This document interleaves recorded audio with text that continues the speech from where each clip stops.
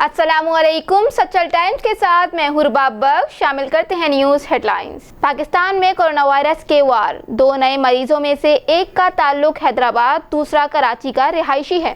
शाम से दोहा के जरिए कराची पहुंचे ईरान से आने वाले पाकिस्तानियों की तादाद 5000 से जायद।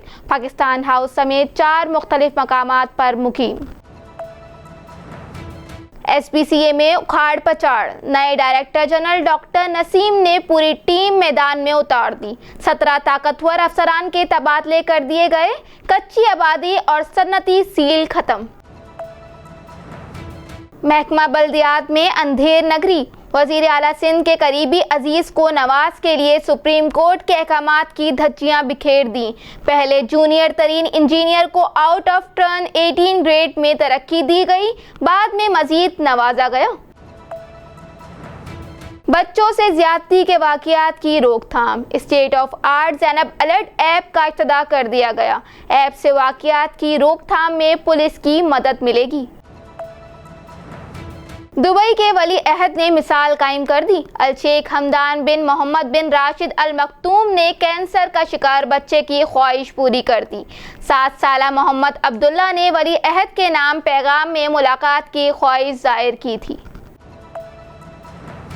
भावल नगर के 11 साला तालिब इल्म की उम्दा मिसाल, मोहम्मद मिजमिल तालीमी इखराजात पूरे करने के लिए जूते पॉलिश करता है।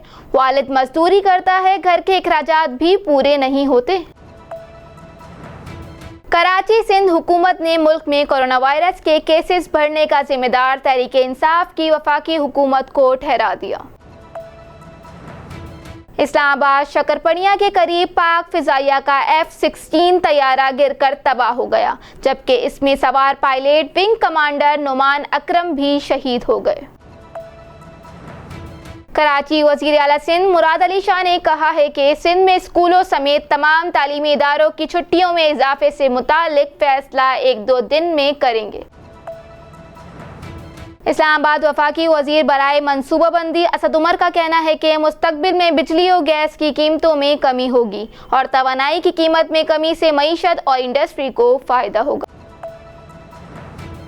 इस्लामाबाद इंसदाद दहशतगर्दी की अदालत में इमरान फारूक कत्ल केस हतमी मराइल में दाखिल हो गया।